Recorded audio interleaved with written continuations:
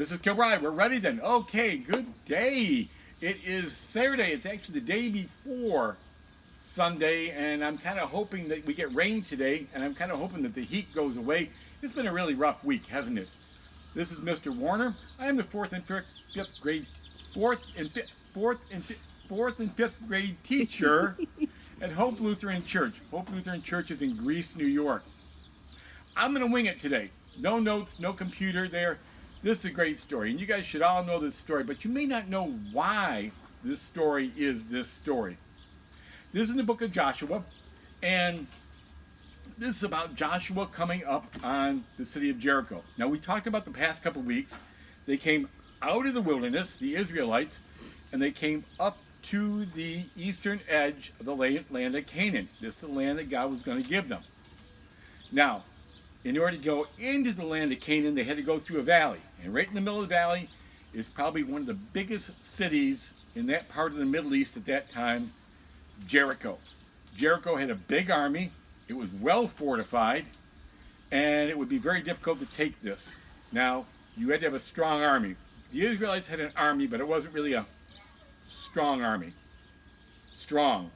Okay, a challenge. If you guys were here sitting in front of me at church, I would challenge you. Any of the boys, any of the girls. Okay, what I want you to do is we're going to sit down and we're going to arm wrestle. I challenge any of the boys, any of the girls, actually any of the teachers. I'll go up against Miss B any day of the week to arm wrestle me. Okay. Takers? Not one kid. Not one boy, not one. Dads? Not one dad stepped forward. Huh. Moms? Grandma and grandpas? I will tackle any grandpa up there. Arm wrestle me. Well, that's about strength, isn't it? Well, we're not talking about strength right now, because again, the Israelites did not have the biggest army. What they had was God on their side. We're laughing at something, aren't we? Jericho keeps falling. Jericho has very strong walls. Oh dear. Anyhow, this is not professional. What can I tell you? Jericho has this big army. It's got these very strong walls. So God has to help them. So God gives them some instructions to prove you don't need to be the strongest guy in the block if God is in your side. Now, there were very strange instructions. I'll get you that. He said, take, not the army, take the priests carrying the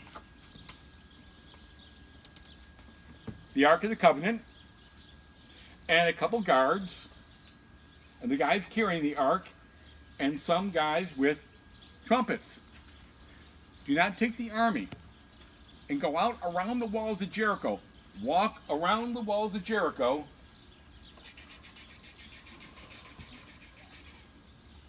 Walk around the first day. And as you walk around the walls of Jericho the first day, you blow the trumpet. And you walk around the second day. The third day, the fourth day, the fifth day, the sixth day, the sixth day. Wow. Seventh day is a little bit different. The seventh day, I want you to walk around 7 times. Don't bleep at me. Walk around 7 times, blowing the horn. But I want you to do something different. As you're walking by, and you're walking around Jericho, on the 7th day, what I want you to do is bleep your horn and then yell.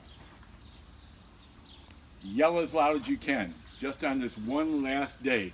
So we walk around 7 times, and then the 7th time we go, and then we go, and the walls came tumbling down.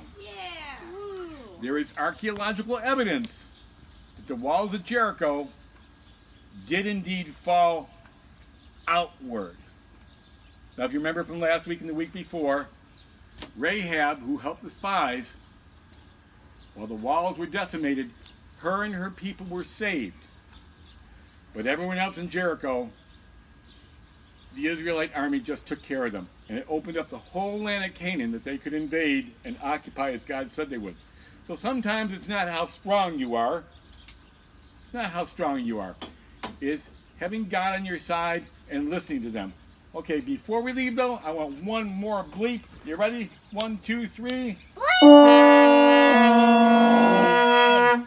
That was horrible. Yeah, that's okay. This is Mike Warner. We will see you next week, and I'm really hoping the COVID is over pretty soon, and I'm hoping the weather kind of moderates a little bit for the rest of the summer.